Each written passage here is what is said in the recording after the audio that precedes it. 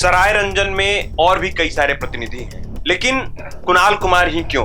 ये दुनिया कोई कूड़े का ढेर नहीं है कि कोई भी मुर्गा चढ़कर बांग दे और मसीहा हो जाए। अलग क्या करेंगे आप? अलग तो बहुत कुछ किया जाना है। बिहार में कई अन्य दल भी हैं, वीआईपी ही क्यों? आप विधायक बनने के बाद पहले दो ऐसा कौन सा काम होगा जो आप करेंगे? 4 घंटे के अंदर, महज 4 घंटे के अंदर जो थाना, अंचल और ब्लॉक में संगठित भ्रष्टाचार है वो स्टॉप हो जाएगा। बिहार की राजनीति इस चाय की तरह उबल रही है। इस साल के अंत में बिहार विधानसभा चुनाव होने हैं। तमाम दलों ने, तमाम पार्टियों ने अपने अपने हिस्से की तैयारी शुरू कर दी है। कई सभाएं हो रही हैं, यात्राएं हो रही हैं। इसी क्रम में महागठबंधन के सहयोगी दल वीआईपी और जिन्हें सन ऑफ मल्लाह के नाम से जाना जाता है, मुकेश सहनी, उन्हीं की पार्टी से और समस्तीपुर जिले के सराय रंजन विधानसभा क्षेत्र से तैयारी कर रहे, चुनावी मैदान में उतरने की तैयारी कर रहे कुणाल कुमार जी हमारे साथ हैं। हम इनसे बातचीत करेंगे और समझेंगे कि आखिर सराय रंजन विधानसभा क्षेत्र में कैसा विकास करना चाहते हैं, कैसे इसकी खूबसूरती बढ़ाना चाहते हैं और यहाँ की जनता के लिए क्या कुछ इनका सोचना है। कुणाल जी, बहुत स्वागत है आपका। चलिए, बहुत बहुत धन्यवाद आपका भी, और आपके माध्यम से जो दर्शक देख रहे हैं सभी लोगों का आभार, शुक्रिया। कुणाल जी, बात ये कि सराय रंजन में और भी कई सारे प्रतिनिधि हैं और तरह तरह के वादे किए जाते हैं, लेकिन कुणाल कुमार ही क्यों? क्या अलग करेंगे आप सराय रंजन? मुक्तिबोध की एक कविता है कि ये दुनिया कोई कूड़े का ढेर नहीं है कि कोई भी मुर्गा चढ़कर बांग दे और मसीहा हो जाए। तो बहुत ज्यादा प्रतिनिधि होना महत्वपूर्ण नहीं है। वो प्रतिनिधि जो सामाजिक सरोकार की बात करता है वो सराय रंजन को चाहिए, और सराय रंजन को स्थानीय बेटा चाहिए। सबसे बड़ी बात है, अभी तक सराय रंजन में स्थानीय बेटा मुझे लगता है कि जो मिश्र जी के बाद या संत बाबा के बाद कोई नहीं मिल पाया है। तो जो स्थानीय बेटा होगा, जो सराय रंजन के हकीकत को, दुख दर्द को समझता होगा, वो ज्यादा बेहतर काम करेगा। तो यहाँ के लोगों की मांग है और उसी मांग को हम अपनी आवाज दे रहे हैं। अलग क्या करेंगे आप औरों से? देखिए, अलग तो बहुत कुछ किया जाना है, लेकिन कुछ चुनिंदा बात मैं आपको बताता हूँ कि हमारे पूरे सराय रंजन में एक भी अंगीभूत डिग्री कॉलेज नहीं है। एक डिग्री कॉलेज है संत बाबा की कृपा से, वो वित्त रहित डिग्री कॉलेज है। विद्यापति नगर में एक भी डिग्री कॉलेज नहीं है। सबसे पहले तो डिग्री कॉलेज की स्थापना। इसके अलावा जो 15 से मैक्सिमम 15 से 20 मिनट के अंदर हर व्यक्ति तक आपातकालीन स्वास्थ्य सुविधा उपलब्ध करा देना, ये सबसे बड़ी चुनौतीपूर्ण चीजें हैं जो लेकिन अनिवार्य है। ये तीसरी बात, जो युवाओं के लिए स्किल डेवलपमेंट का हमारे पास कोई औपचारिक रूप से संसाधन नहीं है, उसकी स्थापना करना। चौथा है, जो संगठित भ्रष्टाचार अंचल में, ब्लॉक में या थाना में पनप रहा है, उसको अगर मैं जीतता हूं तो अगले 4 घंटे के अंदर में उस चीज को बंद कर दिया जाएगा। क्योंकि ये जो अभी चल रहा है, बिहार में कैसे चल रहा है मुझे मालूम नहीं, लेकिन सराय रंजन में माननीय मंत्री के संरक्षण में चल रहा है। तो उस नेक्सस को तोड़ देना है, ताकि कोई भी एक आम व्यक्ति अगर किसी काम से अंचल में जाता है या ब्लॉक में जाता है या थाना में जाता है, तो वो इससे दो चार ना हो, इस परेशानी से ना गुजरे। तो इस चीज को बिल्कुल समाप्त कर देना है। कहना बहुत दुर्भाग्यपूर्ण है कि 2025 है ये, और अभी तक सराय रंजन के सभी लोगों तक साफ पानी मुहैया नहीं हो पाया। यही बड़ी बात है कि जरा आप गंभीरता से इसको सोचिए तो आपको समझ में आएगा कि कितनी बड़ी बात है। ये नाइजीरिया और युगांडा जैसे देशों के समकक्ष में ये सराय रंजन है कि पीने के लिए यहाँ सभी लोगों को पानी उपलब्ध नहीं है। हमारे यहाँ जो 4-5 नदियां थी, नदियां को तब ये नदियां सूखी हैं जब माननीय मंत्री जल संसाधन मंत्री थे, और हमारे यहाँ वो जब शिक्षा मंत्री थे तो एक इकलौता वित्त रहित इंटर कॉलेज था जो बंद हुआ था, उसके सचिव माननीय मंत्री हुआ करते थे। अभी प्रशांत किशोर काफी अच्छा काम कर रहे हैं और सभी मंत्रियों का वो जन्म कुंडली खंगाल रहे हैं। एक बार उनको माननीय मंत्री, जल संसाधन मंत्री का जन्म कुंडली खंगालना चाहिए कि आखिर क्या बात है कि बिहार के इतिहास में सबसे लंबे समय तक यही जल संसाधन मंत्री रहे, और जब ये शिक्षा मंत्री रहे, जिस कॉलेज के सचिव हुआ करते थे उसमें गबन का आरोप था, एफआईआर दर्ज था। मैं जब आपको कह रहा हूं तो मैं जानता हूं कि एक संवैधानिक पद पर बैठे व्यक्ति के बारे में मैं आरोप लगा रहा हूं। मैं बड़ी गंभीरता और जिम्मेदारी के साथ कह रहा हूं कि उस कॉलेज में गबन था, इसका एफआईआर दर्ज हुआ। और अभी एफआईआर कहाँ है और उसका क्या हुआ ये कोई पब्लिक डोमेन में नहीं है, लेकिन कॉलेज बंद हो गया, जबकि उस कॉलेज के पास अपना 7-7.5 एकड़ अप्रॉक्स जमीन था। तो ये सबसे बड़ी विडंबना की बात है कि जब आप एक शिक्षा मंत्री होते हैं तो आप शिक्षा मंत्री रहते हुए आपके यहाँ एजुकेशन इंस्टीट्यूट बंद हो जाता है। आपके पास ये कहने के लिए नहीं है कि शिक्षा मंत्री के तौर पर सरायरंजन में हमने एक अंगीभूत डिग्री कॉलेज की स्थापना कर दी। आपके पास ये कहने के लिए नहीं है कि जल संसाधन मंत्री रहते हुए मैंने सरायरंजन के वाटर लेवल को जो भू गर्भ में जल है उसका 5 मीटर हमने उसको हाइट दे दिया, ऊपर हमने बिठा दिया। तो माननीय मंत्री के पास कहने के लिए कुछ भी नहीं है। इस वजह से यहाँ करने के लिए ढेर सारा काम है। जो मैंने चुनिंदा काम आपको बताया कि तो सही तौर पे होगा। और एक और बड़ा काम, आप चले जाइए अधिकतर अनुसूचित जाति टोला में, तो वहां आपको सड़कें नहीं मिलेंगी।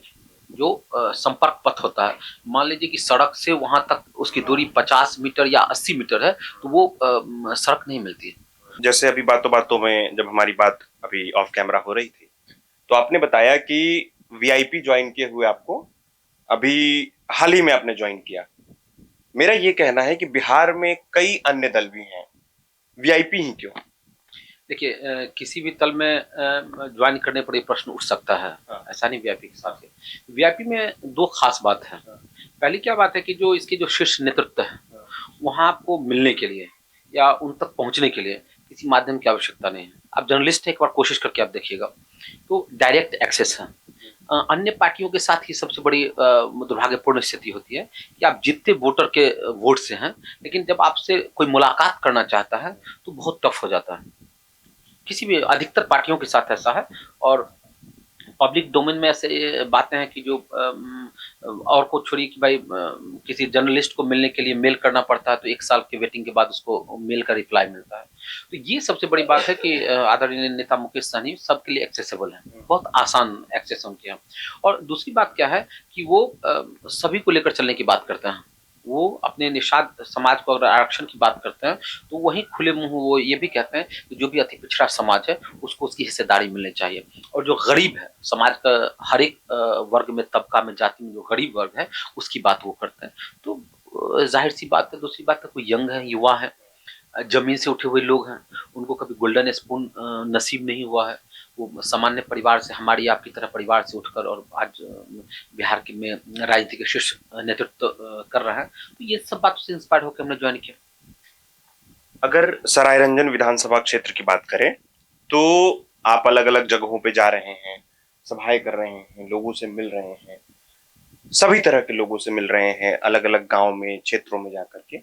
मेरा ये कहना है कि अगर इस विधानसभा क्षेत्र की जनता आप पर भरोसा जताती है, आपको विधायक की कुर्सी पर बैठाती है, तो सरायरंजन क्षेत्र की जनता के लिए, विधानसभा क्षेत्र की जनता के लिए आप विधायक बनने के बाद पहले 2 ऐसा कौन सा काम होगा जो आप करेंगे? देखिए अगर हम जीत जाते हैं तो 4 घंटे के अंदर, महज 4 घंटे के अंदर जो थाना, अंचल और ब्लॉक में संगठित भ्रष्टाचार है वो स्टॉप हो जाएगा। आप इस बात को रिकॉर्ड कर लें और आपके माध्यम से जो दर्शक देख रहे हैं, जुड़ रहे हैं, वो इस बात को रिकॉर्ड कर लें कि 4 घंटे के अंदर में ये हम इंश्योर कर देंगे कि ये चीज नहीं चलेगा। मास्टर प्लान है जी।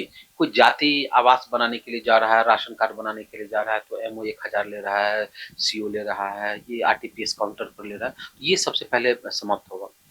15 से 20 मिनट के अंदर सरायरंजन के हर एक व्यक्ति तक इमरजेंसी आपातकालीन स्वास्थ्य सुविधा मुहैया होगी। आज 600 करोड़ की लागत का हॉस्पिटल बन गया है, अभी तक उसमें इमरजेंसी सेवा नहीं है। अगर हम उसको दुरुस्त कर दें और जो पीएचसी है हम इसको दुरुस्त कर दें तो ऑटोमेटिक है कि भाई सब पीएचसी में एम्बुलेंस ऑटोमेटिक तौर पे काम हो जाएगा। मृत्यु दर घट जाएगा, मृत्यु दर बिल्कुल घट जाएगा। तो वो उस पर काम करना है कि हो जाए। डिग्री कॉलेज की स्थापना नहीं है हमारे यहाँ, डिग्री कॉलेज हम उसको स्थापित करना है। विश्व की एकलौती ऐसी मंदिर हमारे यहाँ उगना महादेव की, जहाँ भगवान शंकर विद्यापति का नौकर बनकर आए थे। और माननीय मुख्यमंत्री के कई घोषणाओं के बाद कि हम पर्यटन स्थल के तौर पर विकसित करेंगे, आज तक नहीं है, विकास नहीं हो पाया है। विद्यापति नगर ब्लॉक स्थापित हुए मुझे लगता है 25 साल से ज्यादा समय हो गया, अभी तक उसके पास अपना भवन नहीं है। आप हंसी आएगी, आपको आश्चर्य होगा जब इस चीज पर आप सोचेंगे तो आपको हंसी आएगी। अपना भवन नहीं है उसके पास, अंचल के पास अपना भवन नहीं है। जो नदियां हैं हमारे यहाँ, वो नदियां सूख चुकी हैं। मर गई हैं, जहाँ से नदी में पानी आता है उस सोर्स को सूख चुका है, उसको पुनर्जीवित करने की कोई कवायद नहीं है, उसको शुरू नहीं किया जा रहा है। तो ये एक नहीं कई हैं, जो एक भी ऐसा स्कूल नहीं है कि मॉडल स्कूल हमारे यहाँ हो, एक भी ऐसा मकतब नहीं है कि मॉडल मकतब के तौर पे हमारे यहाँ हो, कि हम किसी को दिखा सकें कि ऐसा होता है। अब तो बारिश होती है, बिलीव नहीं होगा, सिरपुर है, बमौड़ा है, बढ़ौना है, इसके कई स्कूल है, एक कमरा है या दो कमरा है, बारिश होती है, धूप होती है, बच्चा बाहर में होता है। अब मतलब आप इन तथ्यों को देखेंगे तो आपको बिलीव नहीं होगा कि आप बिहार में जहाँ विकास का ये ढिंढोरा पीटा जा रहा है, विकास के बारे में बात की जा रही है, वहां की ये स्थिति है, आपको बिलीव नहीं होगा। कुणाल जी, अगर ये कहें कि आप जैसे विधायकी की तैयारी कर रहे हैं, चुनावी क्षेत्र में हैं, आप खुद को, अगर खुद को रेटिंग की बात हम कहें, आप खुद को एक परफेक्ट विधायक उम्मीदवार क्यों समझते हैं सराय रंजन विधानसभा क्षेत्र? देखिए, मुझे दो तीन चीजें लगती हैं कि जो विधायक के तौर पर या कोई जनप्रतिनिधि बनना चाहते हैं उनके लिए होना चाहिए। एक शिक्षित होना चाहिए, और शिक्षित का मेरा तात्पर्य ये नहीं कि आपके पास डिग्री होना चाहिए। जिनके पास डिग्री है वो भी शिक्षित की तरह व्यवहार नहीं करते हैं, और जिनके पास डिग्री नहीं है वो भी शिक्षित की तरह व्यवहार करते हैं। तो सही मायनों में शिक्षित होना चाहिए। समाज का जो जन समस्या है उससे उसका सीधा जुड़ाव होना चाहिए। अगर आप बड़े बाप के बेटे हैं, मंत्री के बेटे हैं, विधायक के बेटे हैं, तो आप उन समस्याओं से कट जाते हैं। आपको ये बात मालूम नहीं होगा कि गुरमा में जो हरिजन अनुसूचित जाति टोला है, वहाँ मीटर लगाने के लिए, स्मार्ट मीटर लगाने के लिए घर में दीवार नहीं है। आपको मालूम नहीं हो पाएगा कि बढ़ौना में वार्ड नंबर 6 में अनुसूचित जाति टोला में जाने के लिए सड़क नहीं है, वार्ड नंबर 11 में सड़क नहीं है। तो जब तक जनप्रतिनिधि का जुड़ाव जनता से नहीं होगा, तो जो जन सरोकार की से जुड़ा हुआ प्रश्न है उससे वो कट जाता है। तो सबसे पहली बात है कि जन सरोकार से जुड़ा होना चाहिए, तो वो अनिवार्य है। तीसरी बात, ईमानदार होना चाहिए, अपने प्रति ईमानदार होना चाहिए, अपने जॉब के प्रति ईमानदार होना चाहिए। ये सबसे बड़ी बात है। मैं ईमानदारी की बात करूं तो अभी हमारे यहाँ जो माननीय मंत्री हैं उन पर लगातार पब्लिक डोमेन में ये आरोप लग रहा है कि राम जानकी मठ की जमीन को, उनका आप सचिव का भगना है अंबुधि विशाल और भगनी है श्रेया, उसके नाम से लिखा लिया गया है। लिखा के उसका म्यूटेशन करा के उस पर कब्जा कर लिया गया है, करोड़ों की जमीन को हड़प लिया गया है। तो जब एक जनप्रतिनिधि राम जानकी की जमीन पर कब्जा करेगा, वो मठ की जमीन पर कब्जा करेगा, तो आम आदमी क्या करेगा, कहाँ जाएगा आम आदमी? तो ये एक बड़ा प्रश्न है। तीसरी बात है, देखिए, समाज में भ्रष्टाचार या अपराध ये अनिवार्य हिस्सा है, लेकिन दिक्कत तब होती है कि जब इसको सत्ता संरक्षित करने लगता है। जब वो सत्ता संरक्षण मिलने लगता है तो उसके पास एक अलग से पावर हो जाता है। अब चलिए, मेरे ब्लॉक में मैं कहता हूँ कि जो माननीय मंत्री के रहते हुए में शराब व्यापार के इतने ज्यादा आरोप लग रहे हैं, जो आरोपी है वो इनके इर्द गिर्द के लोग होते हैं, गोलीबारी की घटना लगातार होती है, कई हत्याएं हो चुकी हैं। तो ये होना मैं मान सकता हूं कि एक सामान्य घटना है। इसको असामान्य तब बनाया जाता है जब माननीय मंत्री की तरफ से इसको संरक्षण मिलता है।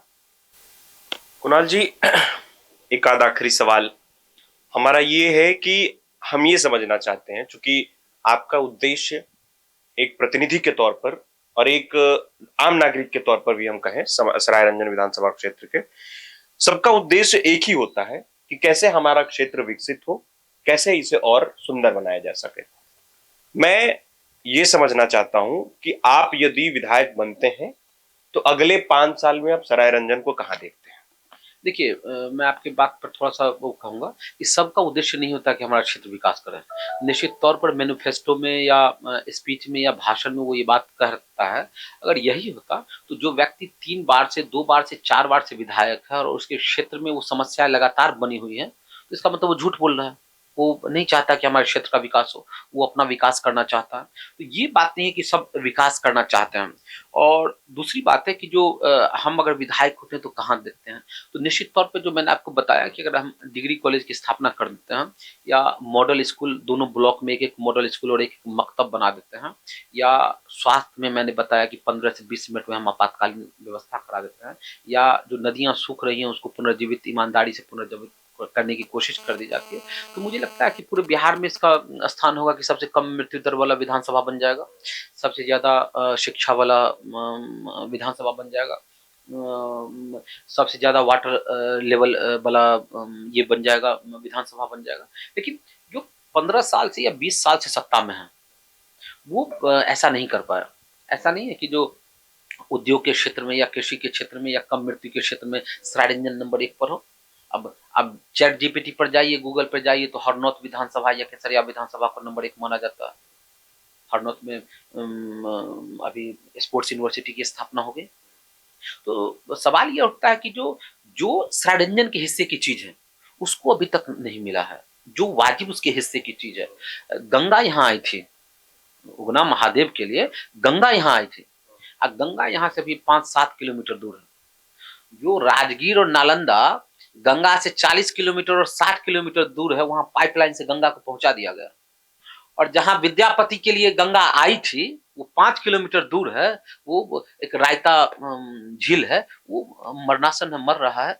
तो सबसे बड़ी बात है कि जो आपके पास विजन होना चाहिए। और जो पूर्व से हैं वो ये नहीं कह सकते हैं कि हमने किया, आपने नहीं किया। आप एज ए शिक्षा मंत्री बिहार को सर्व कर चुके हैं और आपके यहाँ डिग्री कॉलेज नहीं है। आप कृषि एज ए कृषि मंत्री आप सर्व कर चुके हैं, लेकिन कृषि के उत्पादन में सरायरंजन कहीं भी नहीं है। आप जल संसाधन मंत्री के बिहार के इतिहास में सबसे लंबे समय तक जल संसाधन मंत्री हैं, लेकिन आपके यहाँ नदियां सूखी हुई हैं। तो सवाल यह उठता है कि आपकी उपलब्धि क्या है।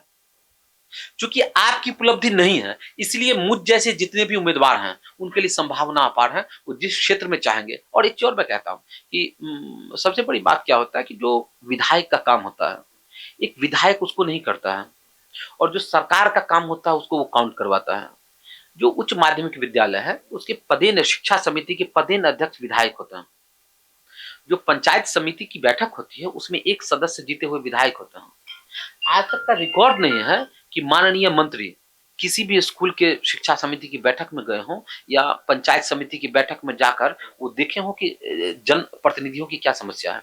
जब तक हम नहीं जानेंगे कि पंचायत समिति या मुखिया किस समस्या से जूझ रहा है, हम कैसे उसको मदद पहुंचाएंगे। तो एक विधायक के तौर पर असफल व्यक्ति सरकार की उपलब्धियों के माध्यम से अपना नाव पार्क लगवाना चाहे तो इससे बड़ी दुर्भाग्यपूर्ण और हास्यास्पद स्थिति नहीं हो सकती। एक आखिरी सवाल, आप अपनी जनता को, जो सरायरंजन विधानसभा क्षेत्र की जनता है, उन्हें क्या अपील करना चाहेंगे? बस कुछ नहीं, सोच समझ कर वोट दीजिए। ऐसा नहीं है कि आप मुझे ही वोट कास्ट कीजिए, मेरे जैसे दर्जनों लोग मैदान में होंगे, जो भी अच्छे होंगे उनको कास्ट कीजिए। लेकिन एक चीज ध्यान रखिएगा, स्थानीय को ही चुनिएगा, बाहरी को का चयन मत कीजिए।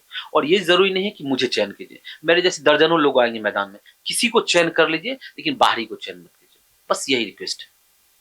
तो हमारे साथ वीआईपी पार्टी, जो मुकेश सहनी की पार्टी है, उनसे तैयारी कर रहे, चुनाव क्षेत्र में उतरने की, विधायकी की तैयारी कर रहे कुणाल कुमार जी हैं, जो सरायरंजन विधानसभा क्षेत्र में अपनी तैयारी जोरों शोरों से कर रहे हैं।